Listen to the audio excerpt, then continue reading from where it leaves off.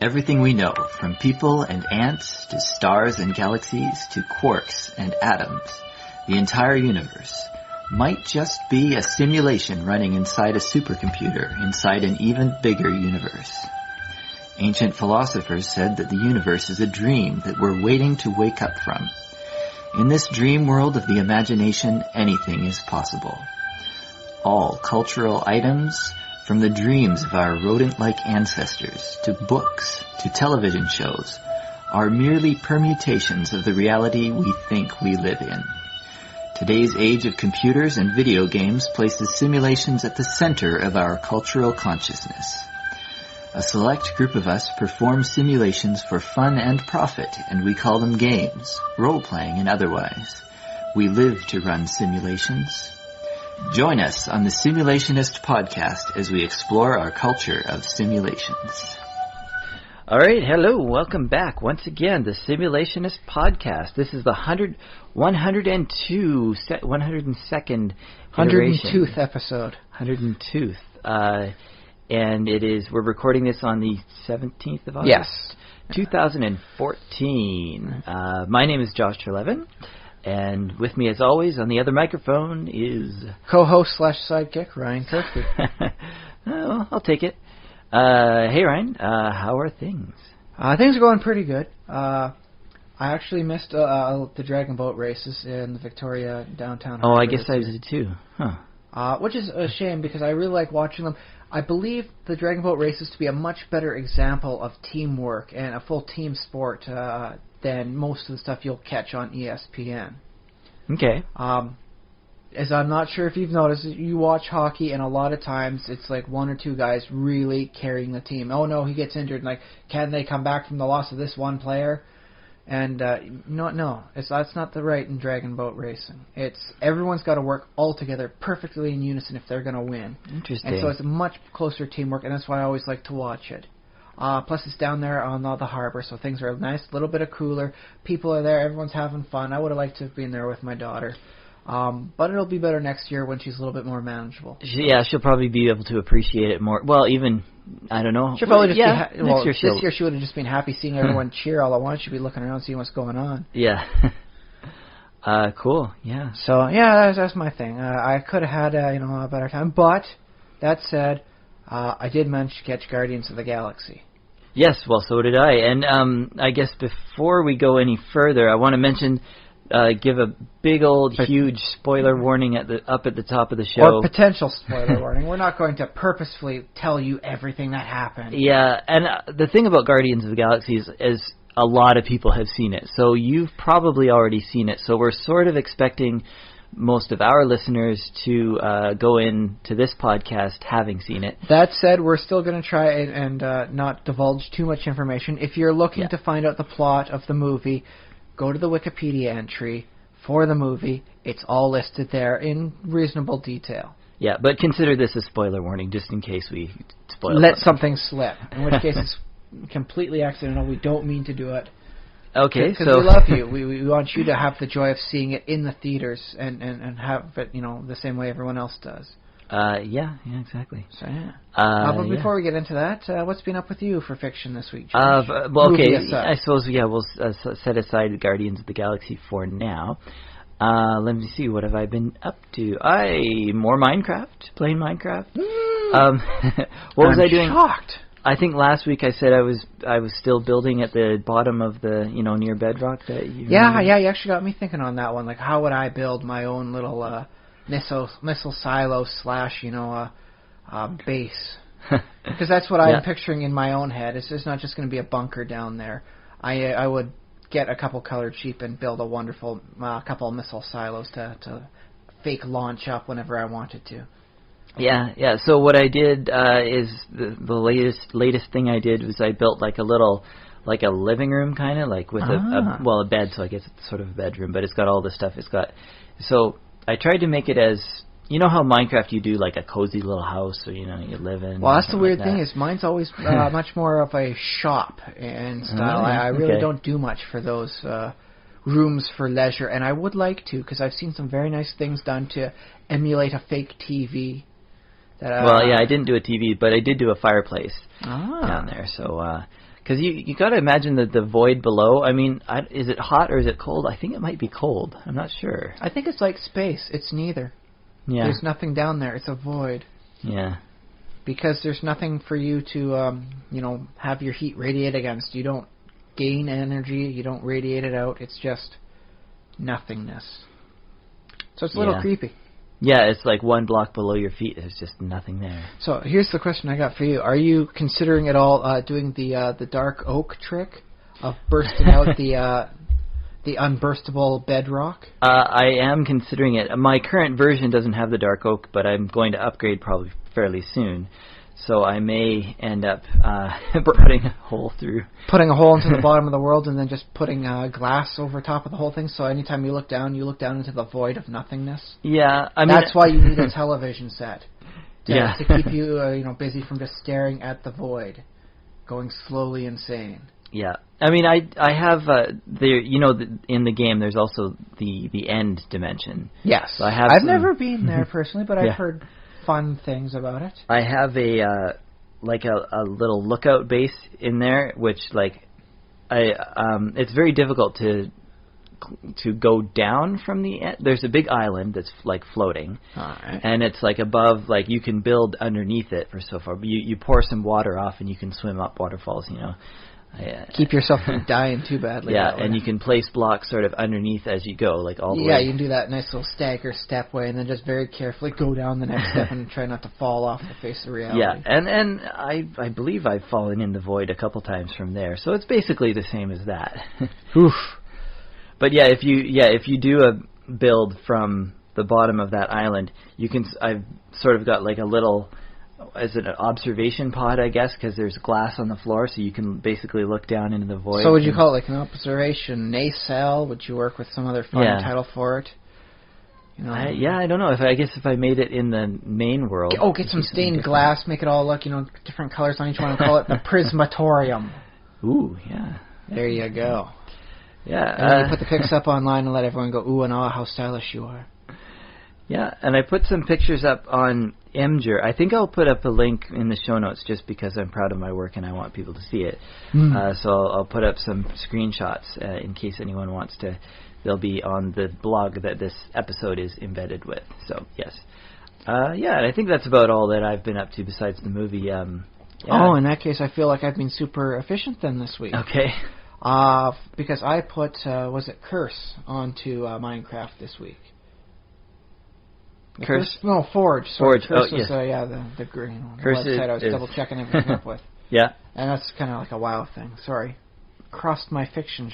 Well, Curse does Minecraft too. Yeah. And I believe they have a mod client also, but yeah. I was going back and forth looking what I wanted, but I was having a hard time with the second city that I'd created. Why is everyone living up in the northwest quadrant? Why aren't they? Isn't the town expanding out? So I wound up getting the whole Forge thing put in. I got a nice little village mod thing. Whenever I press F3, it shows how far away the village center is, how many viable doors there are, how many peasants, how many. Oh, that's right. I remember seeing on Twitter that actually one of the developers of Minecraft recently, in the snapshots, actually fixed that bug. But yeah, right now, as it turns out, because my places were so small, I was making just little 2x2 rooms. Oh, really? Okay. Yeah, and that was it. And so it wound up being that because of buildings and walls, my big, wonderful turrets that I've got for you to enter in the town for only 8 doors in the entire block qualified as viable doors. Oh, interesting. So it looks like I'm going to have to redesign the entire darn thing. But I was having a hard time because I was testing out some different designs. Well, you might not have to redesign it if there is a change in the newest snapshot. So. I'm just going to work with it as is. Okay. It's a nice chance to keep working at the town as opposed to just moseying on back to the first one or to another new one. And so yeah, I was looking at it and I was having some issues like what the heck is going on? Because the number of doors kept fluctuating. I'd put up some doors where it would guarantee to qualify as a proper house door, and then it wouldn't. And then one of them would, but there's a second door right next to it that doesn't qualify, and there's no difference. Yeah. And then it pops in being viable, and then it pops out. So it was giving me a bit of a headache, so I've had to give that a bit of a pause. Yeah. Suffice to say, I may switch up my little hovels into a more of a internal ziggurat style. Just to make things look cool, I suppose. Sure, yeah. Have some fun with it. I don't know if it'll actually be a viable house inside. I haven't determined that yet, but whatever. I'm just going to play around with it until I find something I like that uses up a whole lot of doors. Because I've made all the doors, and I have got a lot of doors right now. And if I wind up coming up with a design that doesn't utilize so many doors, I'm going to have to do something with all those freaking doors. It's a lot of doors. It's several treasure chests full of doors. Because doors don't stack for reasons that blow my mind. Well, they again, in the snapshots, they're going to stack. I'm not sure how high, maybe to 16, but I could be wrong. Any amount. Even if they stacked up to 6, I'd be happier with that.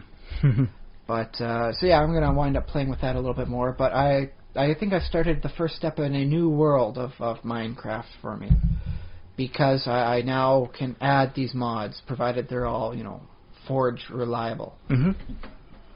So I shall, pressure you. Hey, Josh.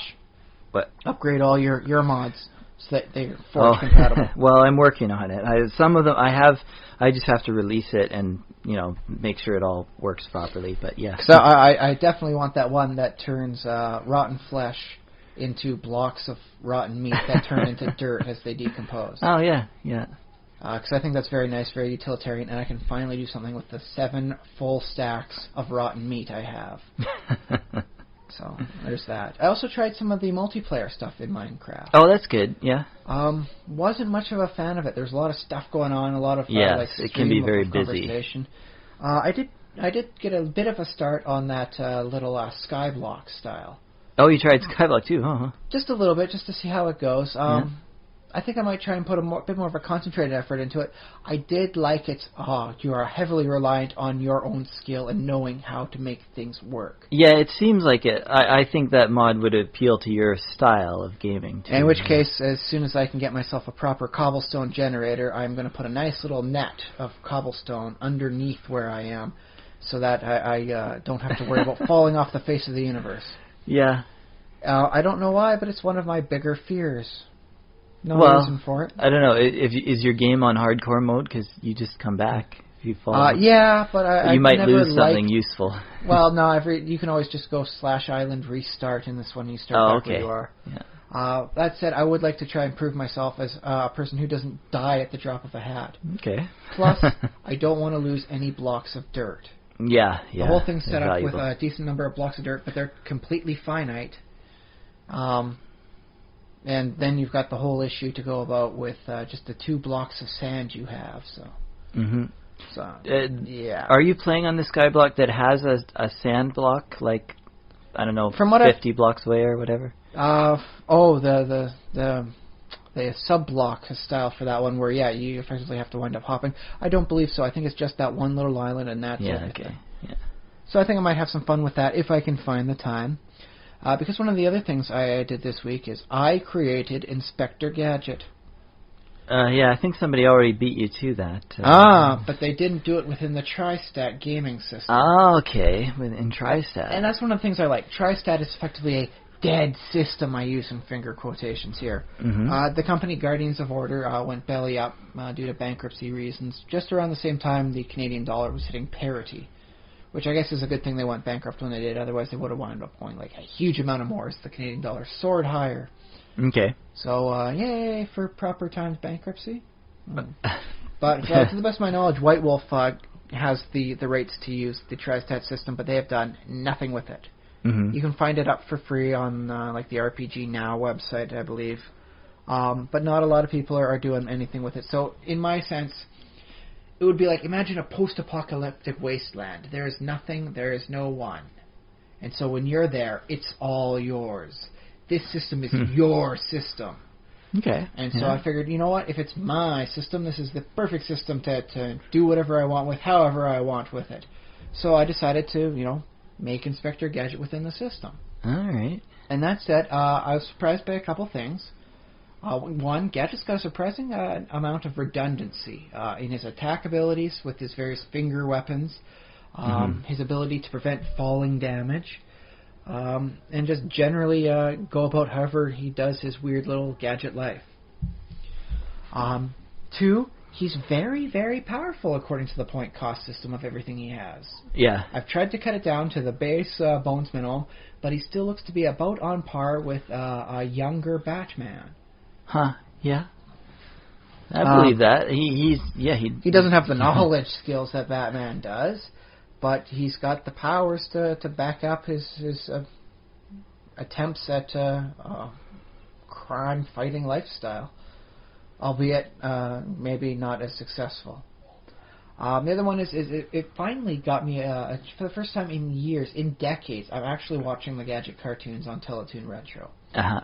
Now, I've been having them on in the background. My daughter likes to hear this in the theme song. She likes the dog. She actually likes the theme song. She'll dance to it at the start a lot of the times. And she always rushes in to watch it, sort of thing. But because I'm studying to see because Gadget's got a lot of gadgets. I guess that's why it's part of his name. Okay, yeah. But, I remember one where he's trying to find a royal crest that, whoever has the royal crest is king of the land, and it's like a Romania type area. And one of the gypsies hears the king say, I do this and I will consider you my son. So he thinks, oh, Gadget's a prince. And so he tries to make Gadget an honorary gypsy, and so he can marry off, Gadget to his daughter. Okay. Because that's apparently how he lives his life. He can only achieve greatness by marrying his daughter off to someone of importance. Yeah, okay. A little sad when you think about it for his mindset, but so be it. But one of the trials, Gadget has to ride like a bucking bronco horse sort of thing and grab a little handkerchief off of a post near the ground with his teeth. So Gadget goes, go, go, Gadget, teeth! And his teeth pop out of his head, and they've got like a little radio antenna, and they fly around like an RC plane sort of thing, grab it, and they come back in. I don't know if I'm going to put that in, because it's a one-time use that's kind of creepy and doesn't add a whole lot to the character. He could have just grabbed it with one of his Gadget arms, either his regular arms or the ones that come out of his head. Yeah. And there's a couple of things like that, and how to, cobble everything down. There was one episode where he pops a synthesizer out of his head so he can play music for what he believes to be an alien. It's his dog in a suit. It's always his dog in a suit. There's no spoiler warning on that one. If you've seen any episode of Gadget, you know it's his dog in a suit. I like how, in Scooby-Doo, it's always a man in a suit. In Inspector Gadget, it's always his own dog in a suit. That he never recognizes as his dog. It's no wonder in the follow-up series the brain winds up having a nervous breakdown and has to be replaced. Yeah. Just too much for any one man or beast. But, long story short is I'm paying more attention to Gadget than I have in a very long time, and really watching what he is. He can just display some interesting levels of competence every once in a while. Okay. When he realizes it's actually in trouble, he can save, Penny and Brain from the Gadget-mobile falling off of a cliff. Now, here's maybe you actually know this, but do you know if Inspector Gadget, once was less clueless? Did he have a brain injury or something? Or well, so that's the thing. Apparently, he's always kind of being that way, and from what I have seen from the various series and all that, is it's a genetic thing. His father was not that smart either. Yeah. So how does one if you were say the recruiting officer of the department, and you're we're going to hand over all these gadgets to one of our officers. That's the thing. It wasn't part of the recruiting office. There's actually a doctor that does his stuff. When Gadget keeps saying, I got to get my gadgets tuned up. There's one person that does it. He's the guy who made Gadget the cyborg he is today. Okay. And from what it seems to be, the professor also gave Penny the book she has. Okay. So he is at least Computer partially, her wristwatch that allows her to communicate with Brain. So he appears to at least know how clueless Gadget actually is. So it may be that Gadget was the only one in this universe of idiots that was so clueless he would actually sign up for the cyborg conversion process. Interesting. I bet, knowing Gadget, he probably just signed up by accident. Thought he was signing an autograph? He thought he was going into some other, Well, let me see. Of course I'll sign your little poll here, yeah. Next thing you know, his fingers no longer have tips. By the way, while I was doing some searching on what Gadget can't do, who he is, I found some interesting small short fiction about him. Very sad stuff about like the process and how getting all that stuff put into his body did impact his intelligence. Very nice, morose short fiction. So now here's was he already a cadet or something? This Gadget's origin story, was he already a cadet or a young? They've never really policeman? given his origin story that much for it. He was a man who apparently had at least one sibling because he's Uncle Gadget. Okay. Yeah. He got cyborg conversion process put into the body, and all of a sudden he can do all this stuff. And I guess that said, hey, how'd you like to solve crime? And Gadget's like, well, I'm great at that sort of thing because I'm the world famous detective, and that's how he got his title on that, and everyone believes him. Because I wonder if that would, maybe it doesn't make a difference whether the gadgets happen first or whether the law enforcement career happens first. Given how much he really hurts Chief Quimby, I would imagine he would have to have become the cyborg first, because a normal detective would not get that kind of flack for blowing up his chief every time there's a mission. Of course, why they're even having the paper self-destruct as opposed to self-immolate is another issue, but that's just a reference to the Mission Impossible tape. Yeah. So you see, like in some these superhero stories, especially like with the kid who gets superpowers and then he suddenly, the police Gadget is a man-child, so close enough. Yeah. Well, and then the police are like, well, hey, kid, can you work with us? Or, it's not like we're giving you a job, now you're part of the police force. It's more like... You have great powers. You could do a lot of good to help. It's like you're helping us out. Yeah. That's the thing is, Gadget's supposed to be just a detective, but he does work outside of his regular jurisdiction of Metro City. Like the one I saw not even 24 hours ago had him, next to the French Riviera during some sort of festival going on there. So, whatever he is, he very much gets lent out to various other governmental agencies around the world. He'll get missions that... he seems to be like an elite agent against the terrorist organization of MAD. Yeah. So maybe he's got some Interpol cred to him. I'm not 100% certain. It's never really fleshed up because it doesn't really do much to the story. Okay, yeah. Well, after all, it is just a cartoon. A quickly thought-out cartoon from 1983 to 85.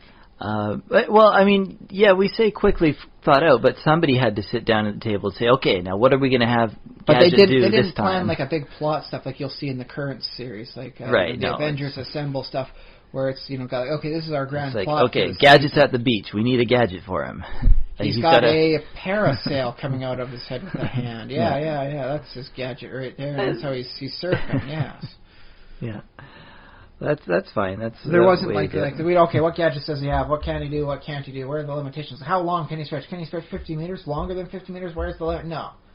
They were just working like, okay, he's got all sorts of fun gadgets, but that really doesn't help him because he's ultimately useless. The real intelligence is Penny. She gets kidnapped sometimes, though, too. And I guess the true hero is the Jackie Chan-esque sort of Brain. Brain's the true hero. Yeah. Well, I mean, Penny gets captured. Penny is clearly the soul behind it, and she helps out with the investigations. Brain is working interference. Brain gets put through so much stuff. That's why I call him Jackie Chan-esque. He does all his own stunts, and he gets a lot of pain heaped on him. The cartoon dog does all his own stunts. Oh, and it doesn't look like it's a separate stunt. He just does some of Gadget stunts too. Oh, well, he's the cushion for a lot of Gadget stunts. Gadget does a stunt and falls down. He ain't landing, on a spare Gadget suit puffed up. He's landing on Brain a lot of the time. Actually, has Brain ever dressed up as Inspector Gadget? No. Has Penny ever? No. Although I have seen a few things, as I was going about the search of like Penny, an adult Penny, and like carrying on the legacy of the Gadget family. Yeah, and she wears the trench coat or whatever trench coat and all that. Yeah. That said, I don't think Penny really needs it all that much. I mean, like her little computer book is still more powerful than any net book, even if it only has about 12 buttons in it. Yeah. You can fire a laser. It's got magnetic capabilities. It's waterproof. It's very well built, even for this day and age, 3 decades later. Mm-hmm. That said, it's less science fiction than it used to be. Yeah, because I guess people have iPads now and tablets. Yeah. Technically, that book is a little thick for her needs. She could probably thin it down to just like a light novel instead of a full textbook. Mm-hmm. So yeah. So I guess the whole thing about the Inspector Gadget this week for me is just been to master the lessons I've already learned.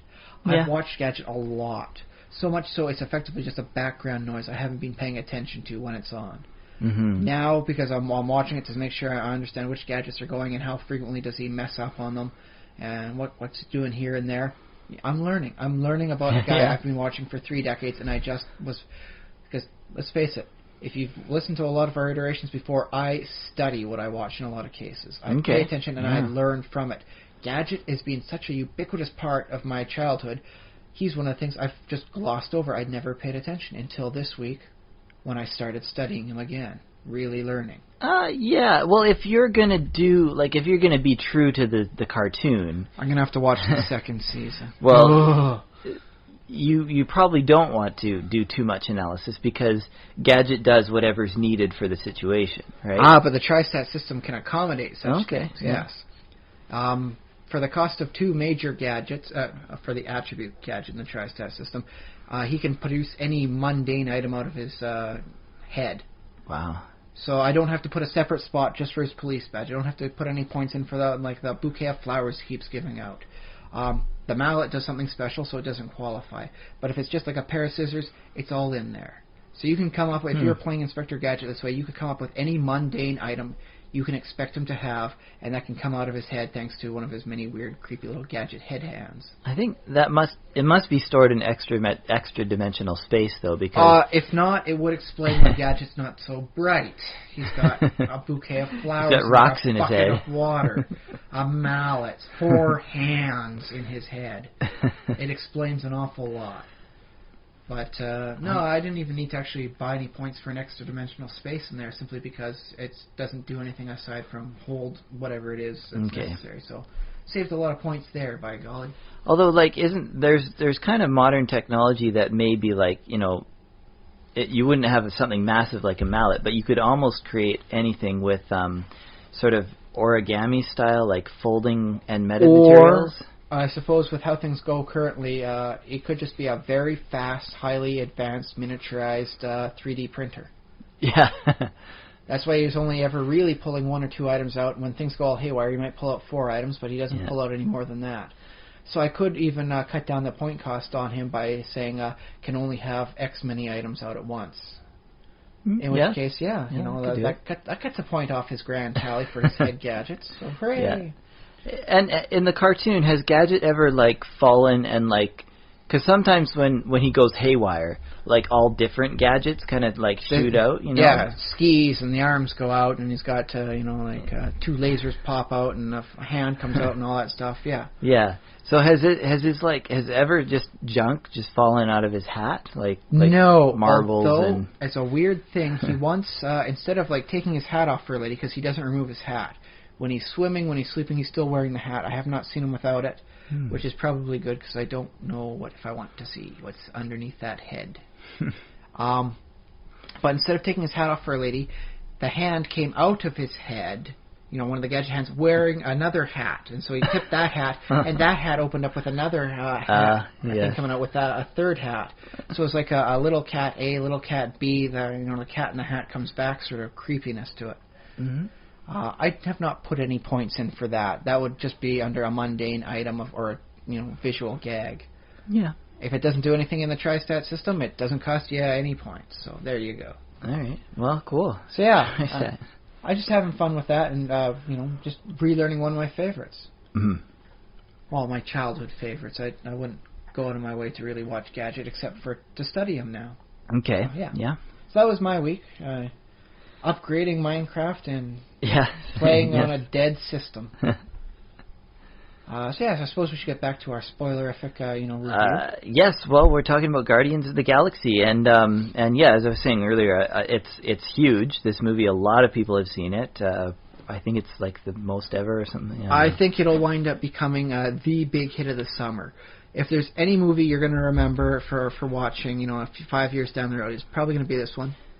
Maybe How to Train Your Dragon 2, but this one I think would wind up trumping even that. Yeah, so a lot of people are talking about, but we're going to talk about it too, and just put our own little spin on what we got out of the movie. What we noticed of the thing, like for instance, I really liked the depth that even the comic relief characters had there. Mm-hmm. Groot and Rocket Raccoon can be said to be the comic relief characters. Okay, well, I wouldn't necessarily agree with that, but okay. Well, in any other movie, they probably would have been, except there's the one scene where Rocket Raccoon shows about how unhappy he is with his own existence. Yeah. He didn't want to, be experimented on because it was not a painless process. And so the reason why he seeks to hurt others is because of the pain within himself. And I found that very interesting and deep. It didn't come up again, except to show that, he has suffered. Mm-hmm. And so I find that extra, just that quick little glimpse of depth really helps make him seem much more of a rounded character when otherwise he'd have been, I make gizmos and I try and blow stuff up with guns. Ha ha ha.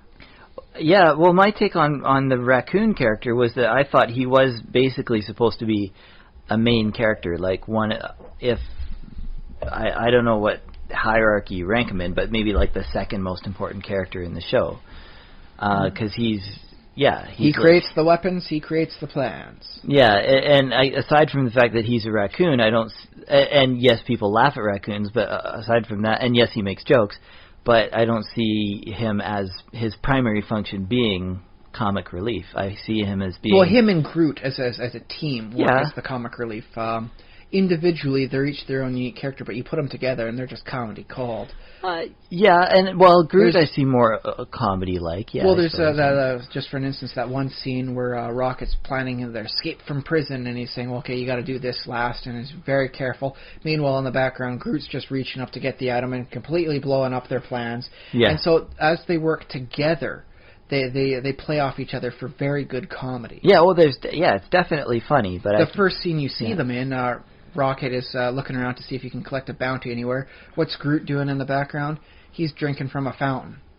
And so, Rocket winds up chastising, don't drink from that, and look like a goof and all that sort of thing. And so together they play the comedy. Individually, I find them much more in-deep characters. So I'm going to pair them as a duo, are the comic relief. Okay. You keep them independent, and each one is a full main character. But didn't what's his face, the human guy, Star-Lord? Yeah, Star-Lord. He had just as many comic moments as those because he's supposed to be relatable as the main protagonist. Yeah, but it's funny. Like, you don't necessarily see that in a lot of your heroes. I guess Marvel does it a little bit more. But you don't see your heroes being that, like, I don't know, he's klutzy at times, and he's, with Peter Parker, jokes. He has this thing. I recall, those of you who've been reading the comics for Spider-Man will know within the last year, there was a thing whereby Peter Parker and Dr. Octopus switched brains, effectively. Okay. Doc Ock's body was dying, and so, there goes Peter Parker dying into Doc Ock's body, and Doc Ock winds up taking control of Peter Parker. And he gets burdened down with, the remnants of Peter's morality. And so he realizes, I'm better than him. I can be superior. And so you got the superior Spider-Man story. And things worked out. Peter Parker's back in Peter Parker's body. Hooray! And he's trying to explain why he's being such a dick to the rest of the Avengers in the comics. Because in the comics, Peter Parker, Spider-Man, is an Avenger. They don't have the legal tie-ups. You can be an Avenger and be Spider-Man in the comics. Mm-hmm. And he's trying to explain the whole thing. And they're asking, well, why are you wearing pants? And so Spider-Man's wearing regular pants. And he explains, okay, you got to listen to me on this one. He was in a fight, and he lost part of his uniform. So in order to, instead of running around commando, he uses his webbing to create some underwear. So that he's a PG-13 superhero once again, right? Except he didn't know that Dr. Octopus changed the webbing to make it stronger and last longer. So it didn't dissolve as quickly as Spider-Man would like. And so he had to go around wearing the pants because the pants are stuck to the spider web, which is stuck to his nether regions. It's been several hours. He really needs to pee, and it's not dissolving. And Spider-Girl vouches for him. Why? Well, because that can only happen to Peter Parker. That happens to no one else. So it winds up being its own sense there as to the Parker luck, as they call it. Mm-hmm. They have a little bit more fun with things that way. So you can have a protagonist that is a little goofy. Things go wrong for him. Why? In this case with Spider-Man, well, that's the Parker luck for you. And you watch the old cartoon series from the 60s. Spider-Man saves the day, but everyone thinks Peter Parker's a wimp, or he winds up missing out on the big show where he doesn't get a chance to go to the Groovin' Beatnik Pad or whatever the heck they were doing in the 60s, 70s. And everyone just assumes Peter Parker is a square.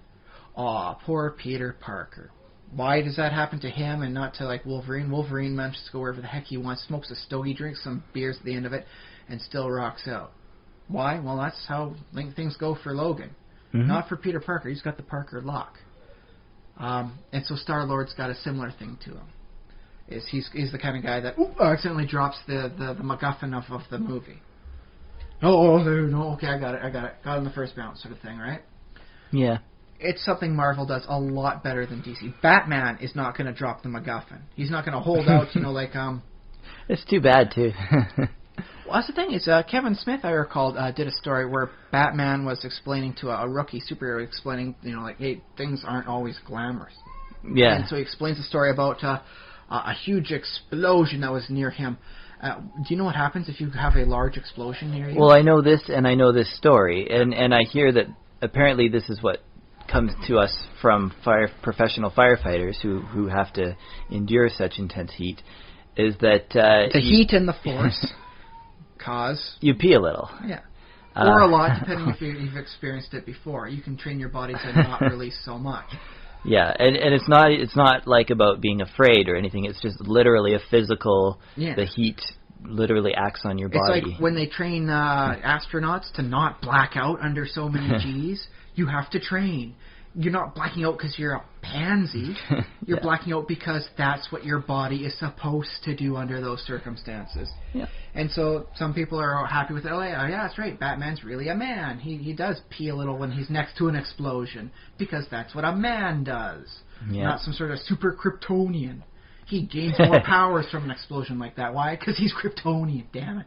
Yeah, like that other guy. Other people say, no, Batman's too awesome to accidentally pee himself every once in a while. No. Batman is still a human being. He suffers like things that happen to normal human beings. Yeah. He stays up all night drinking coffee to, solve the crime and because the Riddler's got an A-bomb or something. You know what? Yeah, he's tired the next day. He's got a caffeine headache the next day. He's got stubble. Why? He's a normal human being. When the Riddler has an A-bomb, is it just a giant letter A with a fuse sticking out of it? No, I actually remember another, I believe it was a Kevin Smith story, maybe it was Judd Winnick, where it was the Green Arrow who faces off against Riddler, and Riddler has a nuclear bomb. Okay. So yeah. I just think the A-bomb would sort of fit with, especially with the old Batman stuff with the 60s the goofy, show. yeah, the goofy Adam West. It's an A-bomb, Robin. And so it winds up releasing the letter A in all sorts of different fonts. Maybe if I could actually see it being a nice setup if the Riddler got the A-bomb from the Bookworm, and the Bookworm was needed to raise money for whatever criminal book he wants to buy. And he buys it legitimately, but it's actually dirty money. And, now the Riddler's got an A-bomb, and, no, it's just, like a word-based joke. And, you got the two of them sitting in prison at the end of it, and then, the Bookworm saying, you don't think I'd actually grant you nuclear capabilities? That would be stupid. I'm the smartest villain in prison. And that's how the whole thing ends. And that would have been absolutely wonderful that way. Great Adam West Batman story involving two decent villains. Because it was Malcolm McDowell who played the Bookworm. Mm-hmm. And if you get a chance to see Malcolm McDowell overact, take the chance. He's a great overactor. Cool. Sorry, I interrupted something. But yeah, I like the fact that each of the characters had their own sense of loss to them. Okay. So even what would be considered the comic relief, they have that aspect of sorrow that does unite them all together as a group. The Avengers don't have to all have this one common thread of loss to them. I guess they technically do. All heroes have some sense of loss. Yeah. But no, the Avengers is an ensemble cast, whereas the Guardians of the Galaxy are a united cast. They are. You're not going to likely see just Star-Lord, doing his own solo movie, or I can see maybe a kids' cartoon series for Groot and Rocket. Because I think they play best the kid target demographics. But by and large, they work best as a one whole cohesive team, and so they have to have that shared theme to them. Because you need to have one theme to show what this group is about. Yeah, sure. Well, I guess you could try and go with many, but that's very hard to get within the span of one movie. Well, yeah, no, it's a movie, so yeah, they like to tie things up and keep it compact and say, okay, we're talking about all these characters who share the one aspect of they've all lost someone or something, or usually multiple someones. Well, I mean, if you look at the various group projects that they have for the superheroes, each one kind of has its own theme. The Justice League would be about saving the world every week, somehow, some way. Whereas if you go over to the Doom Patrol, I guess technically they save the world, but theirs is always really strange stuff. Theirs would be mannequins coming out of two-dimensional space all over the world, led by a man with a... let's go with... yes, he's got one of those nice old-fashioned doll houses for a head. Why? It's really weird stuff. It's deeper than you can really imagine. That's what goes on with the Doom Patrol. Their flavor is weird. Justice League is conventional world-saving heroics. We'll go Justice League Detroit. Theirs is about, I guess it's almost like a Three Stooges routine for them, but sometimes there's more than three of them. And so each one has its own wonderful flavor of style, and for Guardians of the Galaxy, you have people overcoming that shared theme of loss. Well, and they're all misfits, too. But that happens in a lot of movies. They do the team of misfits. very well hit the team of misfits style, though. Yeah. Each with their own unique flavor of misfittery, I suppose. But yeah, that's one of the things that really caught my eye as I was watching. It's like, yes, I like how the comic or the more funnier characters that would otherwise be like more of a joke a minute sort of guys, they have that depth. They have the inner beauty. They have the soul to them, and it made them feel more real to me. So that when things were like happening to them and potentially they were going to not come back, I actually worried, despite the fact I am an adult human being with enough meta-knowledge to realize they're all going to be back for a sequel, more than likely. But, when I was watching it, because they had the soul in there, I felt for them. I was like, oh, God, no, I hope they come out. No, get back up. Don't start coughing up blood there, buddy. Come on. And so that's what the depth of character gave to me, at least. So what about you? Did you sense anything immediately that came to mind when you were watching? Well, I did also notice that the moment when Rocket Raccoon gets drunk in the bar. A drunk raccoon is always fun. I think that was probably my favorite moment in the whole the moment that I was like, this movie is actually good. When I was watching the show, the rest was enjoyable action. It was not the deepest, like Casablanca twists and turns sort of thing going on. Yeah. That said, you want a little snippet or blurb to put up on the movie sheet there? Anyone who's still putting up movie blurbs there? Might be a bit late, but okay. I would not mind an infinite number of these movies being released through the rest of eternity. Yeah, okay. If a movie in that style, I think I have figured out that I really like this sort of giant space sort of epic. I love Star Wars. I just absolutely adored the Riddick series, and I hope I get a chance to see even more. So Vin Diesel, if you're listening, I really enjoyed your work, and I hope you're putting out a full trilogy or stuff there. And I like the Guardians of the Galaxy. I think I like a galactic space community movie. Yeah. I didn't realize that until I was having so much fun watching it. This one's like, how can I find more of these kinds of movies? I want to watch more of this kind of thing. People in space blowing stuff up and saving the galaxy. Forget the world, they saved the galaxy. Yeah, it was really cool. There weren't that many I guess you can't do too many locations per movie, but it didn't feel like the galaxy didn't feel that big to me. It felt like, oh, now we're here, now we're here, now we're here, and there wasn't a sense to me. I didn't feel a sense of scale. I mean, yes, the ships looked really big, and they flew in over the city. But there wasn't much of a scene as they're going through the interstellar void. Yeah, I didn't feel like they're crossing an entire galaxy. They could have had an exposition scene then, where they were talking, and all in the background it's just space flying by. Maybe, yeah. I like to see maps and stuff. Being an RPG guy, background person, I like to see maps, so I think it would have been Or maybe cool. just more planetary shots before they descend? Yeah, that would be cool. Did you notice at the end the Nova has 3 suns? Is that? Did you notice that? It used to have 4, but one went Nova. No, I'm probably lying on that. Okay. I think it did have multiple suns, at least 2 from what I can recall. It's like take that, Star Wars, and your 2-sun world.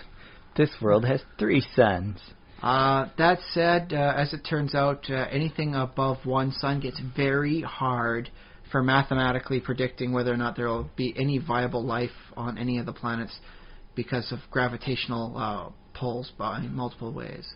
They have been able to find a stable binary system whereby the planets would orbit around the 2 suns, which are far enough apart that they don't just kind of merge into one, or one sucks the life out of the other. Mm-hmm. Vampire suns. Think about that for a second. Put a pin in their head on that one. Vampire suns. That exists in reality. Just putting that out there for a moment there. Okay. So yeah, a 3-sun system would be very unlikely to house any like solid life. Artificial planets, probably. I mean, you get enough metal together, you put it in a spherical shape, and shoot it wherever you want in the universe. I'm not sure if I saw what I saw. Okay. And also, I suppose the other thing is, if you have a planet and you want a little extra energy, just send a mirror up there, and the mirror would probably look like another sun. Well, I do recall a fun little bit from the old World of Darkness setting. You know how vampires don't like the sun? Yeah. Turns out if you're a powerful enough vampire, you can resist the sun for a little bit. They had, the Grand Elders sort of thing, the ones that created the various bloodlines and all that they have in the old World of Darkness. Mm-hmm. One of them, for Clan Ravnos, woke up. And how powerful is he? They wound up, because this involved all their groups. They had the mages and the technocracy with their satellite dishes and all that, and reflecting the sun 3 more times down on him. And he was standing in, I believe it was somewhere around Bangladesh, with 4 suns beating down on him. And he was still moving. That's how powerful the old ones are in the vampire thing. Okay, yeah. In the end, I think they had to nuke him with a spirit bomb. It wasn't easy. They had to obscure the whole thing behind a typhoon and all that too. The concept of fake sun radiation is a nice thing. So there's that. And actually, it would be a very smart way of increasing the solar, radiation going to a planet a little further out in the system. So if you're thinking, how am I going to create a fun new world, for my novel or my setting? Take Josh's notion out there of putting in more solar reflectors. It's normally this planet would just be an icy ball of horribleness. But with 2 grand solar reflectors beating down on there, we've turned what would be, the ice planet Hoth into planet Aruba, Jamaica. Yep. There you go. Yeah, absolutely. And congratulations, you've now got a fun setting for your space, whatever it is thing you're setting up now. And so that's one. I don't know how you do that. I think the movie was fine without necessarily that sense of scale that I was talking about. But I also would have liked to see a bit more of that. And that's the weird thing though is about the Marvel universe is I am constantly seeing the Silver Surfer zooming through space, and there's 7 planetoids behind him. Space is largely empty. That's why we call it space. Yeah. It's not called chock full. It's called space for a reason. But wherever the Silver Surfer goes, there's planets all over the place. It's always if I could jump from planet to planet, it wouldn't be that hard. There's another planet right over there. It's no. You look at our reality. if you want to try and find Mars, it's not a large ball up in the sky. It is a little red speck. Because it's very far away. That's what keeps everything from smashing into each other. Yeah. And so I think they may have done that on purpose, keep things a little bit closer than reality would allow, simply to keep what you see in the comics there. It's a nice little subtle homage to the artistic design of going through space in Marvel Universe. Okay. DC Universe too, but focus on Marvel for this. Yeah. So okay, in that case, that's your biggest complaint, is it didn't seem big enough for the universe or the quadrant? My biggest complaint, which I don't know. My biggest complaint is that I thought the Nova Empire, is it Nova Empire? Yeah, the England people. Yeah, that was basically England. Let's all admit that. The place that got trashed was Space England. Space London. Space London.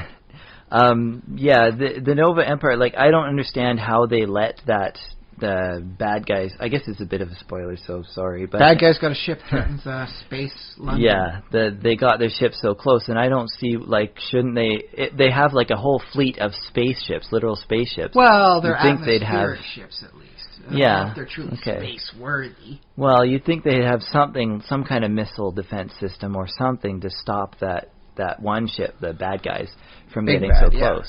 And it's not like it's an invulnerable big bad ship. It does take damage about as easily as any ship. It's just really big and got a lot of little interceptors that come out of it. Yeah. As any good big ship does, really. So and maybe they could have, I don't know, they could have explained that away, but it's hard to explain something like that away because well, at the start of the movie they did say small scale riots broke out across sections of the Kree Empire due to the signing of the peace treaty between Kree and Nova forces. Oh, I guess and so they're expecting them to be peaceful or something. Well, that's the thing is, if you're at war with the Kree Empire, you are going to need a lot of weapons.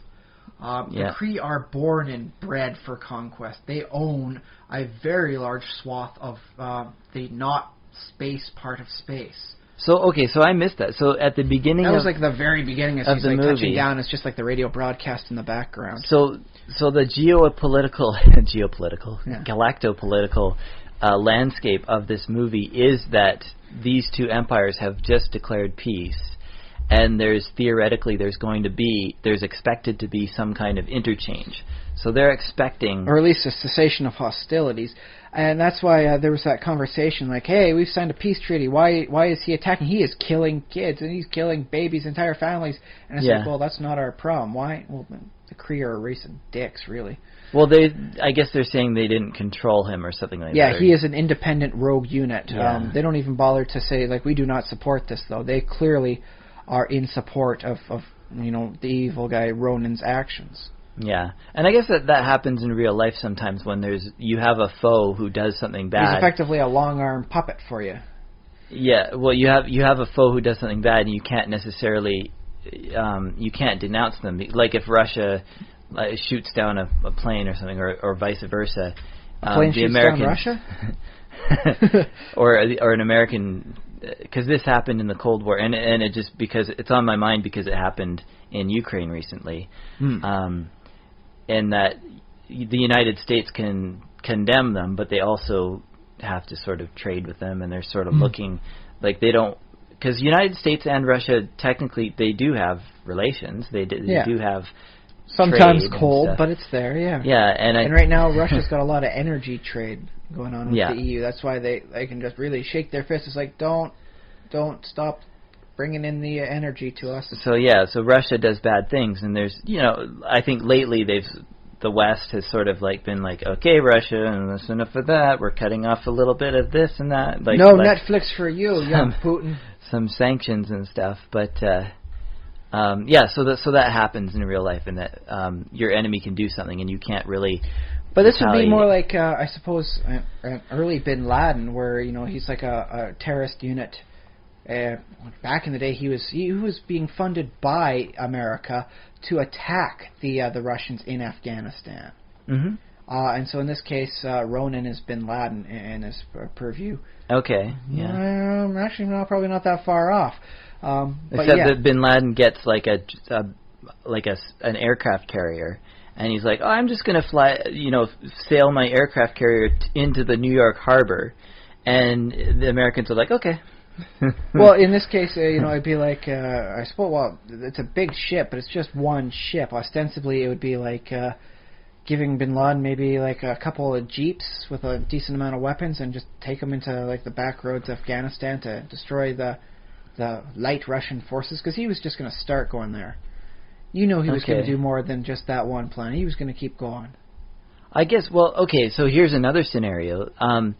Maybe this wasn't actually, a big ship that the bad guy was flying in on. Yeah, because this is like galactic level. Maybe this is just a puny little ship. This is considered just, that's cute. That's a cute little ship you got there. It's nothing compared to the actual Kree Armada. So yes, we're letting Bin Laden in, but he's just got like a little tugboat with maybe a cannon on it. 17 pounds of manure. Sure, we'll let him into the New York harbor. We'll just keep an eye on him. And then it turns out, and this is pre 9/11 Osama bin Laden, so they don't necessarily know that he's. Well, I'll go back to the 80s Bin Laden. Yeah, because in '93 he tried to blow it up once. So this would have to way back. He was trying on that one for a while. So yeah, you have to go back. You have to go back. Well, he was getting proper funding from America in that case. So so then you discover that on his little tugboat, which he somehow managed to get into New York, like into the harbor, he's got a dirty backpack nuke on board. Yeah, now he's got a nuclear weapon of some kind. So because that's what basically. Oh, again, spoilers for Guardians. It's a nice enough parallel. I don't think we gave too much away. He has a stone that's basically a super powerful weapon. It's an A-bomb. Effectively there. Yeah. Who gave him an A-bomb? It's like, why is it that so many modern movies, too, are metaphors for, well, almost, I don't know if metaphors, for the atomic age, well, right? Here's the thing, is they've been doing metaphors for the atomic age since at least the Twilight Zone. They weren't allowed to properly show all the fears and all that, because, what might it do to the public? Everyone's watching your show, Mr. Sterling. So they had to do a lot of metaphors for what it's like, and I think by this time it's about being a half century. That's a well exercised muscle for the writers in Hollywood. Mm-hmm. Everything is now a metaphor for nuclear weaponry. Yeah. Unless it's not, in which case it's a metaphor for something else, something deeper. Man, you just don't get it. Although, I mean, it is very a large amount of power concentrated in a very small object is very good for storytelling, because it's like, oh, now I have it. It's a football. Now I'm throwing it. Now I'm catching it. Now, where is it? Is it hidden? Oh, I switched it out with a different one. And as they say in the gypsy switch, which is we really got to find a better term for that. Okay. Yeah. But not every gypsy's like that. Some of them play some really rockin' music and are completely legitimate individuals. A lot of them, in fact, I'm willing to bet. More so than actual thieves. But getting back there, so that was your big thing, is that the lack of defense that the planet seemed to have. Yeah, which could have been explained by a little bit of storytelling, but I thought that was a big hole, a plot hole, literal, that they flew a spaceship into up to the planet. It's like, hello, plot hole so big you could fly a spaceship in through it. Yeah, almost. And then they set up a net right a mile above the city or whatever, and they're like, okay, now we're gonna catch him, rather than catching him like. This said, I would prefer to see more systems, it's like, oh yes, and you're trying to attack our planet, we just start up the big generator we've got on the smaller continent we got over here, and no, you can't even hit our moons. The whole thing is protected by a force field. Neener. Yeah, well, that would be require a lot of power. Well, that's why it's on one of the smaller continents, not just a tiny island. Yeah. The entire thing's set up to do that, and... you know what, if it's letting light through, I suppose you can make it partially solar powered. Like there's a huge energy net going around the planet. It's like solar sails up for everything, and just siphoning all the energy around the planet to the one, force field generator. I feel like I'm digging this item, man. I like that. It's cool. I feel like solar power wouldn't be powerful enough. You'd need something fusion based, or even like vacuum, or something like quantum energy, or something like real fusion, sci-fi. fission, passion. I don't know. Get another vowel in there instead of the I or the U. Because I feel like fashion. A force field would require quite a bit of, and in fact, even small force fields are like, I don't know. Can you do a small? Well, you not in reality. Fields, yeah. but I don't know. Anyways. Aha, we will scramble your internet. You're going to have to reprogram and put all your apps back on your phone. Well, if you're in a spaceship and your spaceship only flies because of the internet. An internet-powered spaceship would be a very bad idea. Well, I mean, think about, like, it's cloud computing, right? You send your telemetry data to a central processing computer on some asteroid somewhere because, you know, that amount of calculations is too much for your computer. Or you can have one of those, what do you call them, things? It doesn't really exist because it involves needing to block out an entire sun. But it's a concept of creating a hyper-efficient computer system by effectively enclosing computation around the sun, and then each successive layer bleeds heat out, and it's like a stellar system-sized, plus-sized computer. Okay. And so everything just relays through Mega Computer 1. So yeah, the universe has one computer, and then everybody does. But the computer's so big, it's being powered by a full star. So it's not like, that's not realistic. No, this is Dyson sphere level, buddy. Yeah. So yeah, you got energy enough for all these computations, and then you got heat sinks going back and forth out there, so you can do your maximal efficient calculations out near the cold side of it. So you don't have to it's like it's too hot to run at maximum efficiency. You'll just send the computing out to there and come on back with it. Yeah. Power on the inside. I don't know how necessary that would be because I think telemetry data, well, it could be very complicated. It also, I think it's well within the means of handling. Well, telemetry data for all the spaceships, running in the quadrant. That's true. It could be very chaotic if you have like millions of individual. I actually dig this as a neutral concept for like a galactic thing. It is the, I guess, kind of like Google / Cyberdyne, like computation think tank of the quadrant of the universe there. Mm-hmm. You need to do some high efficiency calculation. Don't get your own supercomputer. Your supercomputer sucks. You try and build it. Cray, no one's heard of them. This is, like a Mega Brain 1, and it's just a neutral third party. It does the calculations for the heroes, the villains. It just does all the calculations, and you wind up having to pay a monthly fee to make sure you're part of the system. Yeah. There you go. And that's why your that's why your spaceship won't run if you don't have the internet. And that's why you got to get the radio antenna up if the whole thing breaks down. I can get the old rabbit ears going up on here. Can we get this? Okay. Now, it's only broadband, so we're not leaving the system. But I think we can make ourselves to the local planetoid where we can get some repairs. Who's got cash? I dig this. I'm going to put a pin in that. I'm going to come back later on if I ever design something like a galactic story or anything like that. And I'm doing Mega Brain 1. Or I'll probably come up with a better name for it. But there we go. There's my idea to my future self. I wonder if the ship traffic itself could act like almost like neurons in like a giant galactic-sized brain.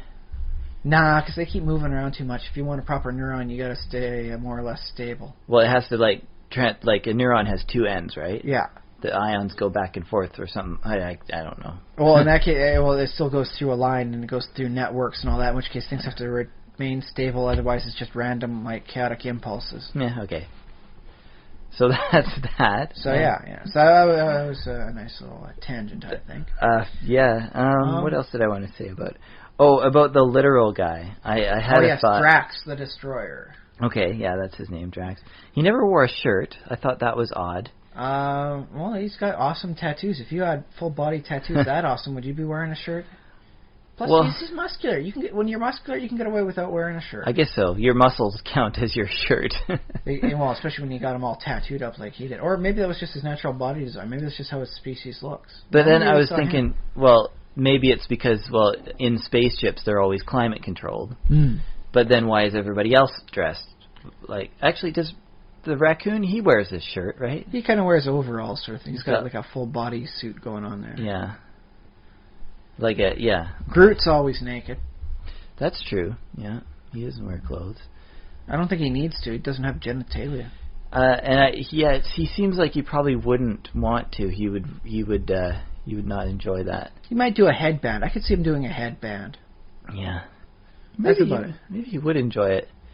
Maybe he'd outgrow it, though. He'd rip it up pretty easily. He wouldn't even think about it, right? He'd just, oops, I guess it fell off. Well, I don't care. I think if he ever needs parents, he can just, get a bunch of leaves to sprout on his lower half. Go green. Yeah, you could do that. Yeah. Some interesting physics problems with Groot and the whole shape changer. I was actually thinking about that at work changer.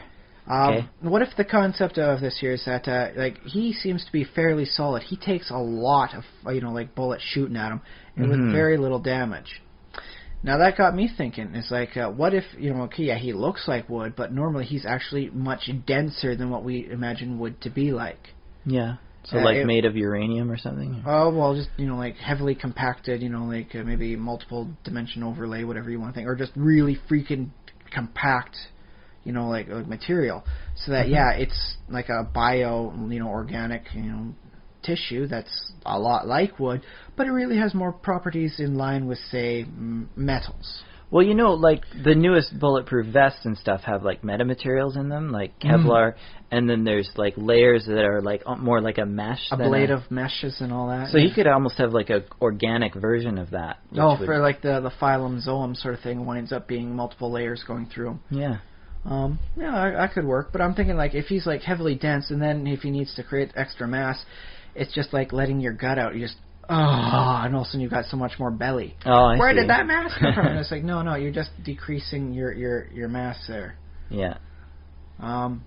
And I still think he was sucking up a lot of chemical, stuff through the atmospheric thing, just to quickly convert that into plant tissue. Well, which would be a great solution for global warming. You just get a few Groots. Get them to breathe heavily. And they just suck up all the carbon dioxide, and there's no more global warming there. And I think you have to take them all to Shanghai at once. You just overwhelm them with the one at a time. Then we got, a couple giant tree monsters now, but hey... well, in fact, maybe we just have more tree monsters. What if that's how they breed? They that find should a polluted be a movie, planet. Eh? What if there was a giant tree monster that saved the world by sucking up all the carbon dioxide, but then it turned on people and started killing them or something. Or you could have it like a Groot type creature goes to a polluted. Say, well, Shanghai is known for being dirty, so it goes to the planet Shanghai, new Shanghai for the planet. Okay. Horrible pollution everywhere. And it winds up just sucking up all the horrible carbon, dioxides, monoxides, carbon X, and all the pollutants. And it winds up growing big from sucking in all the stuff there. But then once it's done, hey, you got a peaceful planet. It's now so big, it can't properly leave. The spaceship to it now is just like a tiny little speck. It's like a fly size to it now. It's too big to leave. And so now you get this weird balance of, we got to keep polluting so it can keep eating so it won't starve to death. And so you wind up okay, pollution laws reversed. Your car's running too efficiently. You just start loosening up a few nuts and bolts in there and you keep driving it, buddy. Just let it idle. You're not even allowed to turn it off when you park it. Wow, yeah. Wouldn't that be a fun little crazy world of, upside downness for the PCs to land on for a nice little stopover, eh? Yeah. There's another idea. There's some nice galactic ideas we're throwing out here today. Yeah. But yeah, I'm willing to grant Groot some extra, leeway in the whole thing. Okay. I will say, Vin Diesel did the voice of Groot, and it occurred to me as I'm watching it, I think he had one heck of an interesting challenge to be the voice of Groot. Because he only says, I am Groot. Yeah. But he says it in different ways. Harsher when he's angrier, softer, when he's, just talking calmly, and, sometimes under his breath, I am Groot. Yeah, well, I don't know. I thought that it would be a fairly easy day at the recording studio to just do the same 3 lines. Well, here's the thing. If I've learned anything from the lady... same 3 words. The lady who did the voice for GLaDOS in the Portal games, she had a hard time making it work, and they got to ask you to redo it again. Can you do it slightly differently here? Can you do it this way, like that? She had a hard time just doing the voice. It was not an easy, I'm in and out in a day. It was like a week of recording. So I think it was actually just a very interesting, mentally challenging exercise for Vin Diesel to, how do I say, I'm really angry, I'm going to thrash everyone, but only say, I am Groot. Yeah, it sounds like fun to me. I think it's an interesting exercise all actors should aspire to. Sure. Well, and find a 3-word phrase, that's all you can say throughout the day, and try and see how many people can understand you just with that one phrase. Yeah, and I was thinking like some of that might come from his experience playing D&D, because often what happens when you play D&D is you will assume like a funny voice. You might even be like, okay, I'm going to play this character who only says 3 words. And I believe Vin Diesel may have played a character like that. I think he's had fun with it before. I don't know if he does voices all the time, but a lot of people do when they play D&D, so I can see that. Or even sometimes when they're just telling a good story. Oh yeah, sure. But I think it's a good exercise everybody should try. Just try sounding angry with the 3-word phrase. Just find any 3-word phrase, man, and just try and make the different. Try and convey emotions through it, convey style and purpose. I think it's a good mental exercise for everybody. Yeah. I remember one of the Spider-Man movie games, the games that were based off of the movie. My brother Adam was playing it, and he wound up. It was a thing like every question mark you go on there, and it's got Bruce Campbell. Everyone knows Bruce Campbell. It's Ashley Williams from The Evil Dead, right? Mm-hmm. It's got him telling you a piece of advice or something you should probably need to know to play the game better. And he says, if you I'll find all my question marks, I'll say something different. And hey, my brother did it. He found every last freaking question mark. He got everything. He got all the pieces of advice. And then he starts going to the other ones to hear, what does he say now? And every time, for each one, it was like about 100 of them, I think it was. It's Bruce Campbell saying, something different, something different, something different. Each one unique and just on its own. It wasn't, no two were alike. And so I think that's an interesting challenge too. Okay. Saying the one thing differently. And then you combine it up with the exercise that Vin Diesel had to go through, where each one conveys a style or emotion or a particular phrase, but you can only say the 3 words. Yeah. So I think that's something everybody should try. But that's something that occurred to me because, Groot, he was a very interestingly funny but complex character in his own right. And I was asking you this too, if you knew, I don't know if you knew, but I was wondering if Groot was done with the whole motion capture, like where the actor wears all the ping pong balls. I don't believe Vin Diesel was doing the motion capture. I believe there may have been some done just to help speed up the animation process. But I don't think it was Vin Diesel. I think he just did the voice. The same as Rocket. I don't think the guy who did the voice for him actually moved around like a raccoon. Okay. I think it would have been cooler if they did, but whatever. I mean, you want a professional for it. That's why the guy who did Gollum, had to take the lessons and be Gollum to move around like Gollum for the motion capture stuff. Yeah. Maybe he was Groot. I don't know. Should look it up. I don't know. He was kind of squirmy that way. I could see him be more of a Rocket sort of thing, whereas Groot seems like a classic stiff motion sort of guy. Yeah. I think you can work it that way for a thought there. Okay, I was going to say about Grax, the literal guy. I had a linguistic quibble, and this is not the first time this comes up in movies. I think of the Star Trek episode with the aliens that only ever referred to their one tome of knowledge. Everything they said was like a passage from there or related to it. Yeah, exactly. And so language, basically, the only way language sort of mathematically works is that it is referential, and that almost like language by its very nature, like every word is technically a metaphor, because the word that you say, like when I say dog, a dog isn't coming out of my mouth. No. So, but it does have a quite literal, concrete definition for a dog. If I say, what a dog, you don't start imagining like a cat, unless you've got some brain problems. If you are imagining a cat when I say dog, you might want to see if you're smelling burnt toast as well, because that's one of the weird little signs of a heart attack. Here's something. I don't know if you know this, but and this may not be true because I got it off QI, the British quiz show QI. I don't know if it's got Stephen Fry in it. And I have seen bits and pieces.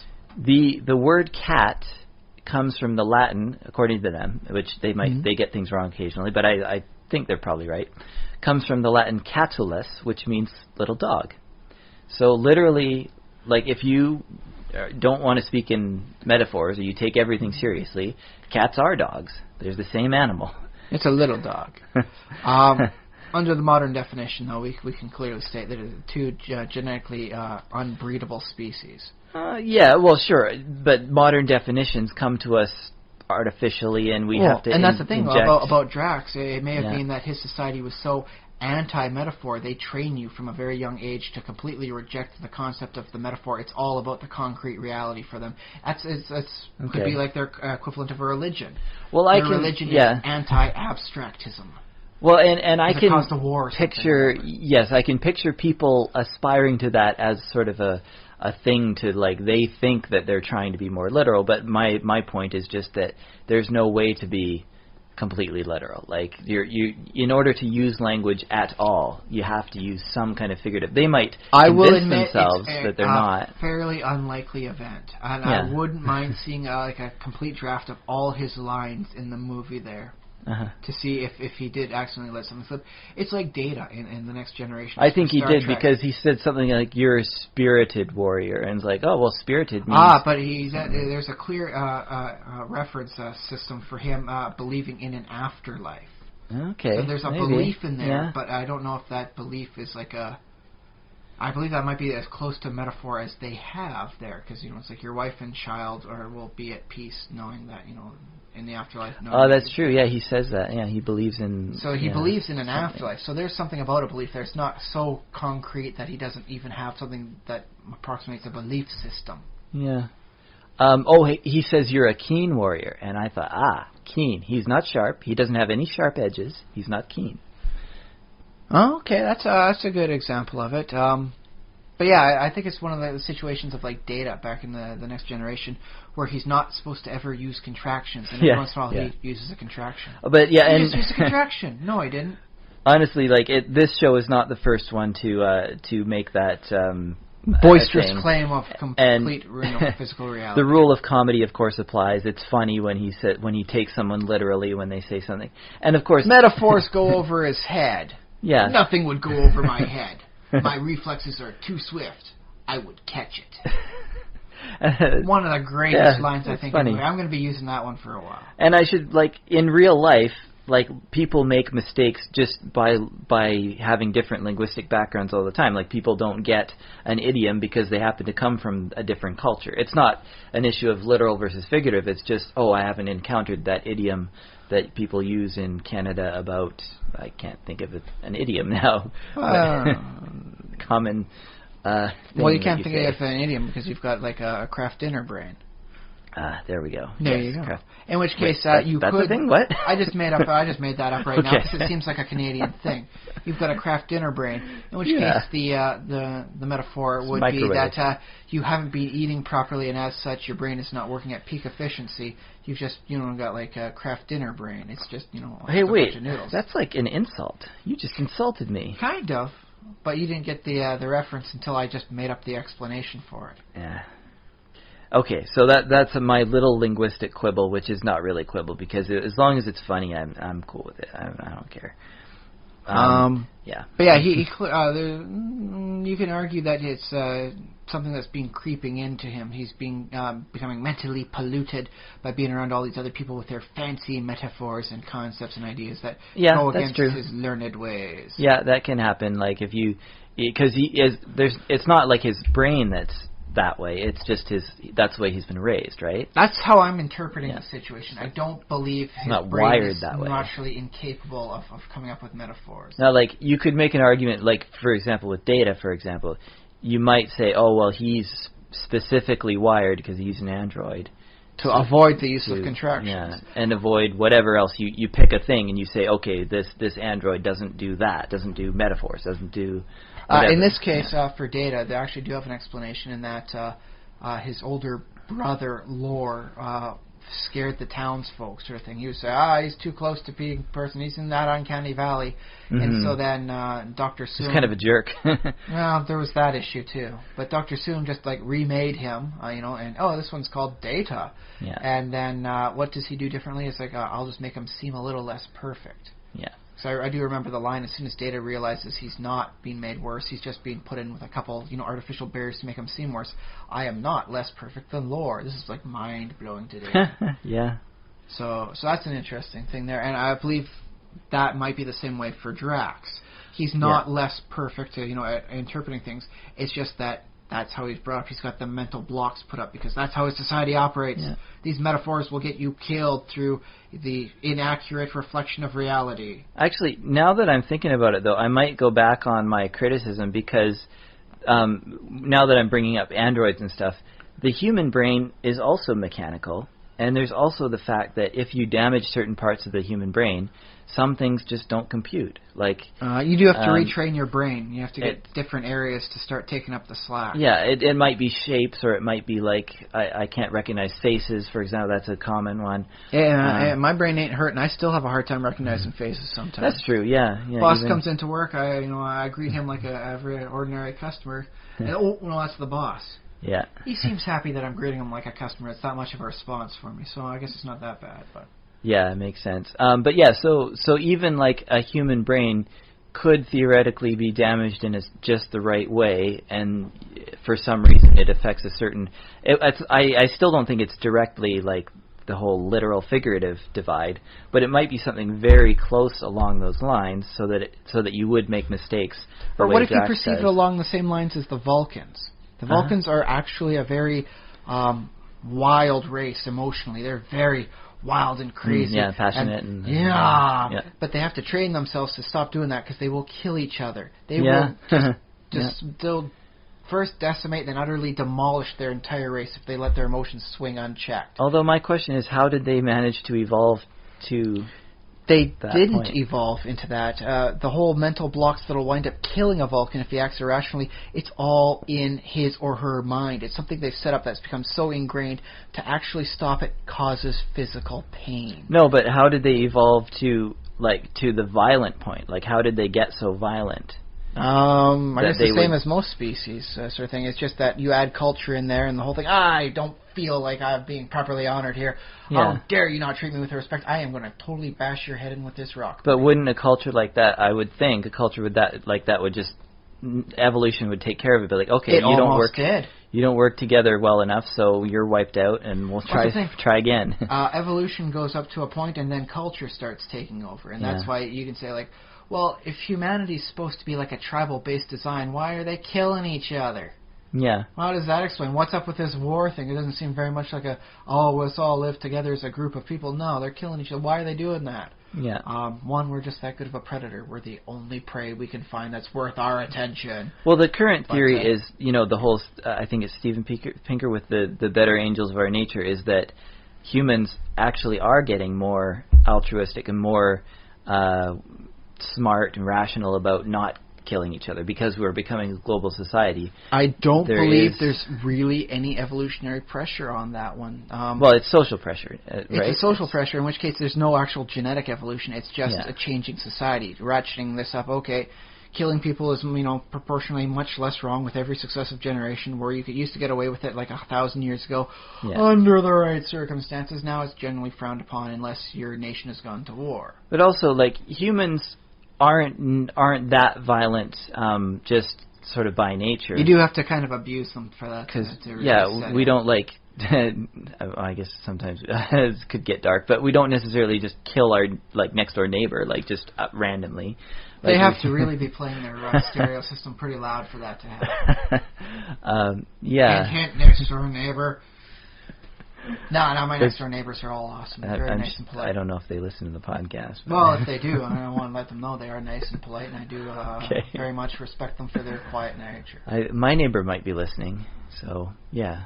He doesn't play music loud enough. You would consider, finding a weapon of personal destruction and taking it out. I never hear. Well, I'm never home either, so I don't know. Yeah. Well, there you go. So at least if it's bad, it's not bad enough that you notice it because you're never there. But yes, you can make an argument with the Vulcans sort of thing. They have something set up where they train themselves to go against their very nature. Yeah. And you can see this examples if you start poking around humanity. We will make sure we are not the violent, aggressive, nearly naked apes that we would naturally be. Yeah. Well, it's probably mostly the other way around, in that culture induces violence, like in relatively non-violent creature. Like we don't necessarily kill each other. Culture comes in as like, okay, now we're all going to gather together and have a war, and then it's another wave of culture that says, okay, well that doesn't really work too well. Let's be kind of peaceful together and work something out. So I don't know. But yes, you can make the argument though that through proper culture and training, you can completely change your nature. I mean, that's what therapy is really about. It's like, hey, buddy. You are what we like to call borderline psychotic. But we have this therapist who can help change your very brain without like poking in there, unless you don't listen. Well, okay, this disclaimer, I don't know anything about therapy or psychiatry. It does change and help funnel how you think and how you put yourself out into the world. Well, okay, some of that, yes. I think some of it is just coping, because there's a lot of coping in there, which you're going to have thoughts and urges.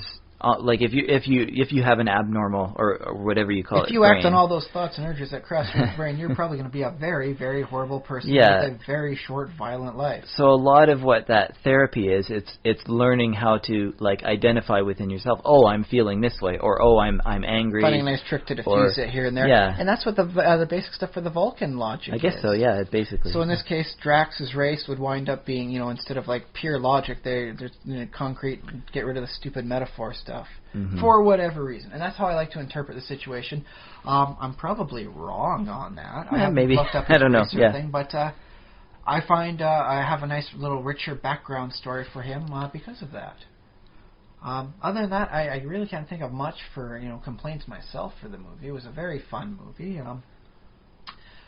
I think if I have any complaint, it's who was able to meet the standards of their role. I think the guy who played Star-Lord was able to fit the role very nicely. Yeah. Gamora was very well done.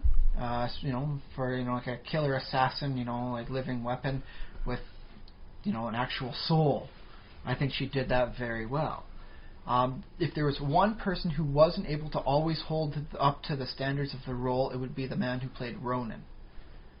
I found, Ronan was ostensibly the big bad, and so I didn't sense this overwhelming dread, like, we have to obey, we have to do a suicide command, attack on his command, because, like, death is preferable to getting him angry at us. I wasn't always feeling that. Yeah. And I think Thanos' line about him worked well. You have all the manner of a petulant, whining child. Yeah.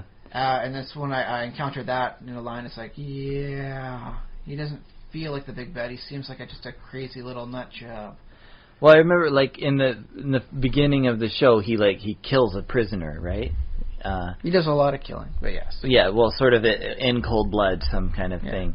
And I was thinking like that reminded me of Game of Thrones, because when we're introduced to Ned Stark, who for not to be related to Tony Stark from the Avengers series. Oh yeah, good point. Yeah, they're both Starks. I wonder, that would be awesome if... It's a nice recurring joke you'll find online. The House of Stark, the only survivor is Tony. Okay, anyways. When we were first introduced to, or very early on, maybe not the first chapter, Ned Stark, he's killing a prisoner. So, yeah. And yet he becomes sort of a hero, or somebody that we cheer for, I guess, or whatever. I don't know about hero. Actively hope for his demise. Yeah. Which is, I guess, about as good as you can get for a lot of the characters. Yeah, and I kind of, I would like to see a more, maybe this is a totally different movie, but I would like to see a movie that was a little bit more from the perspective of you always get this complaint that the villains they should be their own hero, the hero of their own story. In their own eyes, they should be the hero, but with Ronan, it seemed as though, he was a psychotic, like fanatic, like a hardcore fundamentalist for the Kree Empire's well, he was talking about that in the first time you see him.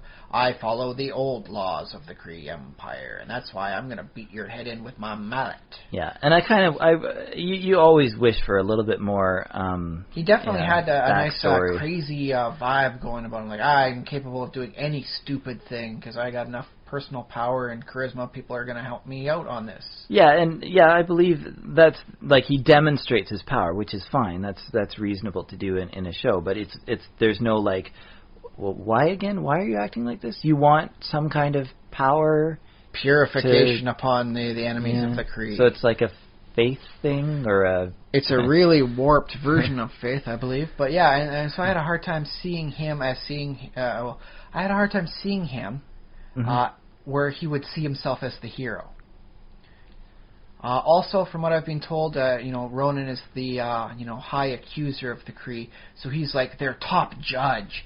And in this movie, he was like a fanatic at very far arm's length for the Kree Empire. So I didn't get the sense like he is like the judge, jury, executioner. He's just a crazy man with a lot of power behind him. Yeah, and that's the part of the problem with having a larger universe of backstory material, which the Marvel movies are always going to be like that, is it's hard to fit all that information into a movie and say, okay, this is why this guy is acting bad, because you can't necessarily fit in, 10 years worth of comics to tell why that's happening, yeah. Yeah. Which, I don't know, okay, I'll accept and all that.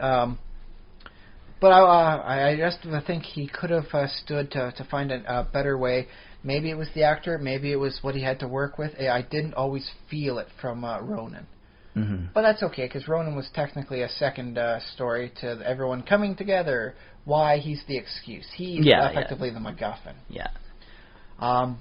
So yeah, if I have any complaint, it's Ronan didn't feel like a big, bad enough villain to me. What was that? We watched a movie where there was like a bunch of bad guys all in different costumes. Okay. Was it Labyrinth? I don't think so. So, like, what kind of costumes are you thinking of? Like, one was like a jester. I think this was like it was like Japanese. Oh, well, no, this wasn't. Was it the Cabin in the Woods? No, this is I watched this one with my uncle. Sorry, okay. It was. I'm not your uncle, Josh. I think I talked about it's like Honey Sweet or something. I'll have to look that up. I think that's wrong, but it's live action and yeah, it's Japanese. Oh well, anyways, sorry, that's a different thing. Failed tangent. It has the sort of the same idea with the dark room full of costume bad guys that are sort of jockeying back and forth with each other, like, I'm going to be the one who's going to go get the hero. No, I am. And then they have a little. It might be a fight, or it might be. I think sometimes, they like kill each other. That's what you have. I will say, when it comes to villain on villain, I really did like the scene where Ronan was talking with Thanos. Yeah. Because, if nothing else, he helped just highlight Thanos was done so wonderfully in this movie. Especially as he's, the whole scene's ending and Thanos just sitting there in his chair, and he cracks that smile. Thanos has this wonderful, crazy, mad, charismatic smile to him. It's like, he smiles like that, and you get the sense like, something bad's going to happen, but it's going to be so enjoyable. So, he almost a Joker-esque smile, I suppose, in that sense. Yeah. I believe that. And so I liked it because Thanos is kind of a hard villain to get sometimes. He's in love with the personification of death herself, and so he wants to try and court death, and like woo her. That's why at the end of the Avengers movie, spoilers on that if you haven't seen it. If you haven't seen it, shame on you. Okay, for the Avengers. But yeah, at the end of it, the one guy, for the whatever alien species it was, they're so well protected to, court, to face them is to court death itself, and that's why he's like, ooh, you've got my attention now. And so he's a bit of an atypical villain. A lot of people won't be able to understand him just by seeing what he does. He'll just seem like a genocidal maniac, omnicidal maniac. Yeah. And so a lot of people won't be able to get him, but they are managing, from everything I've seen, to put him in the right light, the right time, as everything goes into place, and the style, the design, even his characteristic smile, as it's like, bad things are going to happen, and I'm going to enjoy it, sort of sense to him.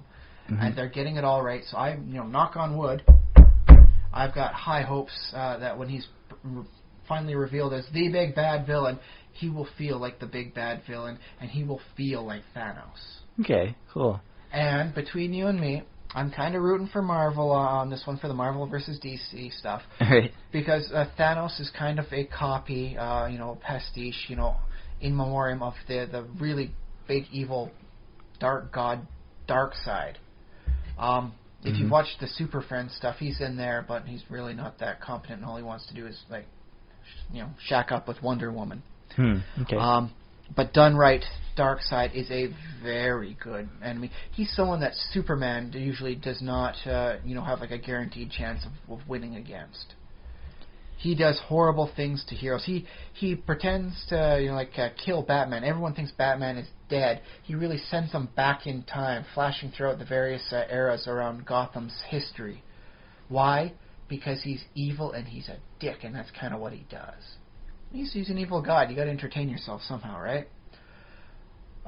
Batman threatened him with a gun. You got to prove who's the boss. And so there's going to be a time when Thanos is going to be on the big screen, and there's going to be a time when Darkseid is going to be on the big screen. But whoever shows up first on the big screen, the other one's going to look like an imitation of him. Oh yeah. So even though Darkseid came out first, and he came out well before he was part of the New Gods thing, what Jack Kirby did way back in, I think it was the 70s. That's a long pitch there to go back to the 70s. Whereas Thanos is a little bit more recent. But Thanos gets the time on the big screen first. Darkseid shows up and like, oh yeah, nice going, DC. You just took the big bad guy from Marvel and copied him. Way to go. Well, it's kind of like what they did with Wolverine. Wolverine had this dark, mysterious history. No one knew exactly what was going on with Wolverine's story. And then they put it out. Wolverine Origins. And why did they put out Wolverine Origins? Well, because the movies were starting up. The X-Men movies out, and they realized, if we don't actually tell the proper back history of Wolverine, they're going to put it in the movies. They're going to put something in the movies, and then whatever we produce won't be considered as official because it won't be the first showing of his history. Okay. So the comics. movies effectively forced the comics' hand, and hey, out of that we got a really nice origin story, and then now we know he's really James Howlett. And hey, wow, good story. I read it. I loved it. It's a great story. Find the trade paperback. Pick it up yourself. I think it's a good read. Wonderfully, just beautifully, achingly beautifully illustrated. Cool. I wanted to ask one more thing I thought of. Well, we got a little time left? I can't read the thing. We have -1 minute technically, but let's go on anyway. Okay, a little bit longer. It shouldn't be too long.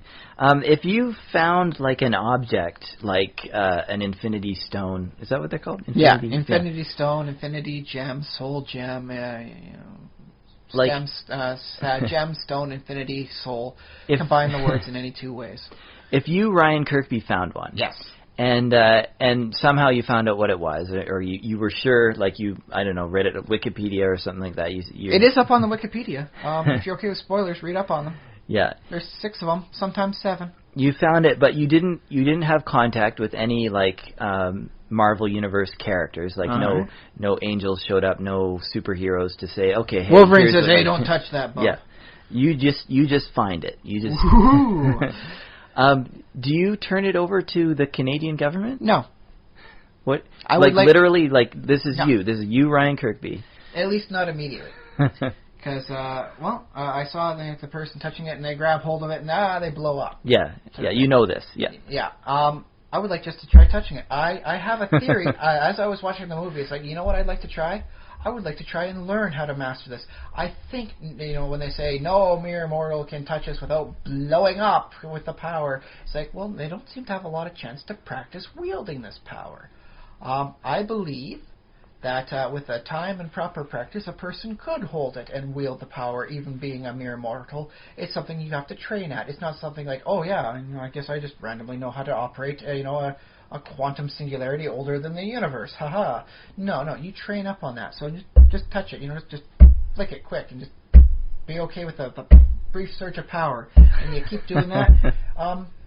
Okay, here's a nice example. I'm going to ask you if you can remember 10 or so years ago when my brother got one of those fake clicky pens that actually gives you a small electric shock. Well, do you remember? You know the concept. I've seen those before, and I remember seeing those in college, so that probably was the one I saw. That was likely my brother's. But yeah, you click the pen to try and pop the thing out, and it's an electric jolt, like a joy buzzer. Yeah. I taught myself not to let go until we drained the battery. My brother and I taught ourselves to forego the natural reflexes of electrocution in the arm. Yeah, that's I'll go back a decade before that when I was on the school bus going to school in the middle of the winter. the window panels are freezing cold because it's 30 below outside, and you're going in a bus, so the wind chill is going there, so it's even colder. And I remember getting on the bus and sticking my hand right on that window pane and not removing it until I had to get up and leave the bus. I taught myself to ignore the cold and the pain of it. And if I can teach myself that, I think I can teach myself to at least, hold the infinity gem for a little bit with the proper training. Okay. So I would not automatically hand it over to the government. I would very definitely keep it out of the hands of my child and wife. Don't let your toddler touch it. I would be hiding that in the back of the storeroom closet. I'd be putting 3 or 4 layers of collapsible empty boxes just to make sure there's enough noise going on if anyone tries to get at it besides me. It's falling over. You could buy a gun safe or something. Right? Well, I don't have a heck of a lot of money, but that would be a good idea too. If you found an Infinity Stone, that might be a good investment. I do have a lockbox, and I have the key for that, and I suppose... I don't suppose my daughter knows how to pick a lock yet, so I think it's a fairly safe way. So I'd probably do that as well. But definitely keep it very safe, and then when everything's okay, my daughter's gone to bed, my wife's out there, come in here to the living room, sit down, flick the gem. Learn to deal with the pain, learn to hold the power until I can do it properly. I'd probably sit down first and devise a way so that I don't accidentally, I fell on top of it, I can't get off in time, I blew up. Oops.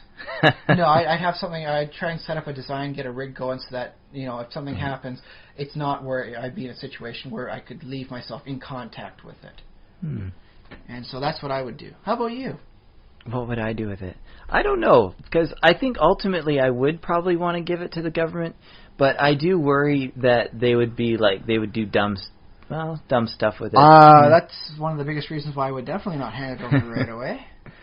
I think, and plus I would want to make a big deal in the press about it, so that it couldn't be clandestine, super secret or anything like that. I'd want sort of the world to know that this super powerful artifact exists, and the Canadian government has a hold of it. I don't know. Might be a good idea, might be a very bad idea. Yeah, I think of all the governments in the world, now here's the thing, is if we are in a Marvel universe, the Canadian government is the most evil thing since the Nazi regime. I hate to say it, but in the Marvel comics, the Canadian government is, you complain about the Harper government being evil now. They are nothing compared to what the Marvel government of Canada has been for decades throughout the stories now. It's a generally bad place. So if it's a Marvel... if I figured out I was living in the Marvel universe, then definitely don't give it to them.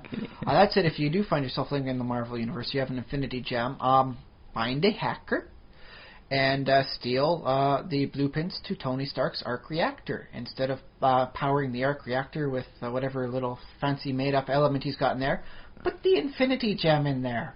Let's have some real fun. If nothing else, I suppose you could wind up powering North America through it. It seems like something you could power up at least a continent. Get the proper cables going. You might be able to power up the entire planet that way. Cheap, free energy. Although I gotta say, in any sense of a reality, you're probably going to wind up getting assassinated by the coal, nuclear power energy groups. And I'm not sure.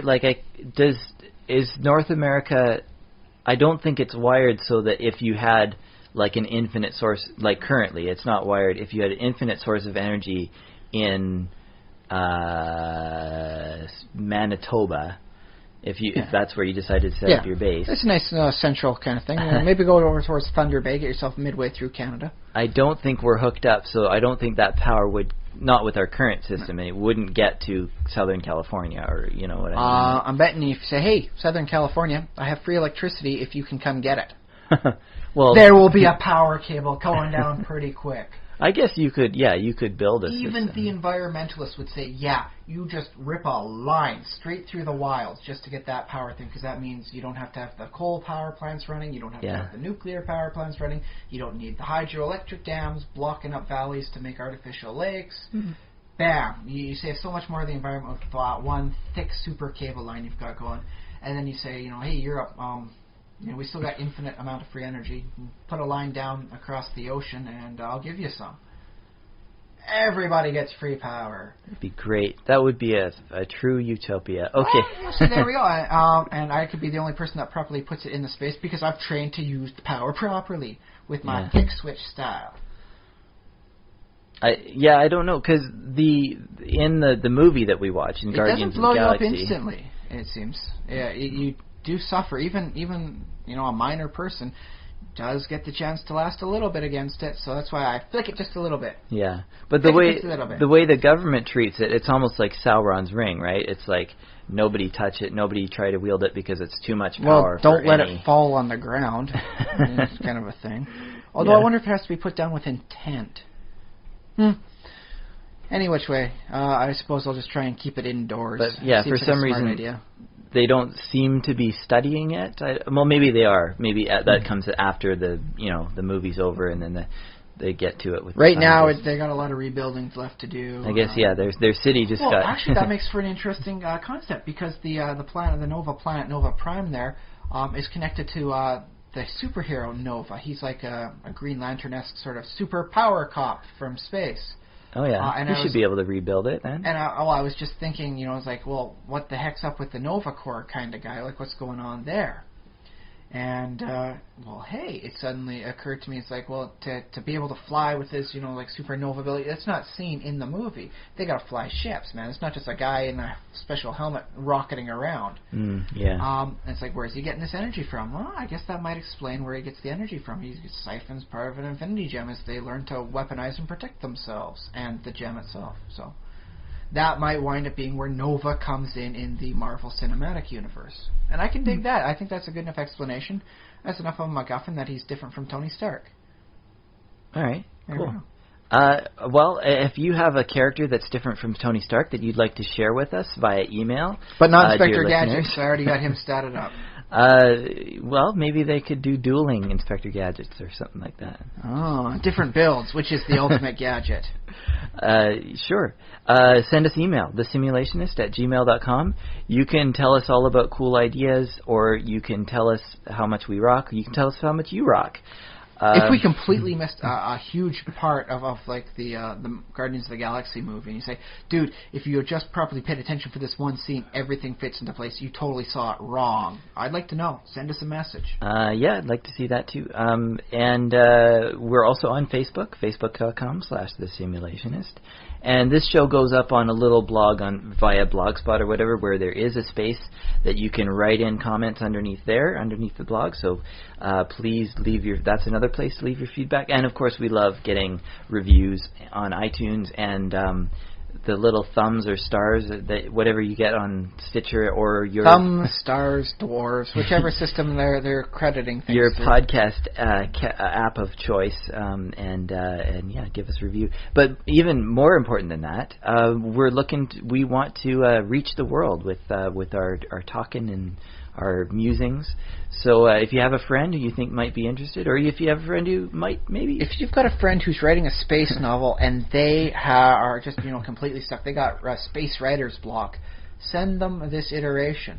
Let us help them with our ideas. That's right. They're free to give out right now. We're not marketing them. We're just giving them away. Your friends will thank you for telling them all about this thing that they can listen to on their way to work and get lots of cool ideas and thoughts. And hopefully not all. Listen to it all on the way to work. Like an hour and a half commute's kind of depressing. But we can make it less depressing. Well, some people do. Yeah, so, we can make it less depressing. You can listen to us. You won't be alone. Yeah, that's another thing.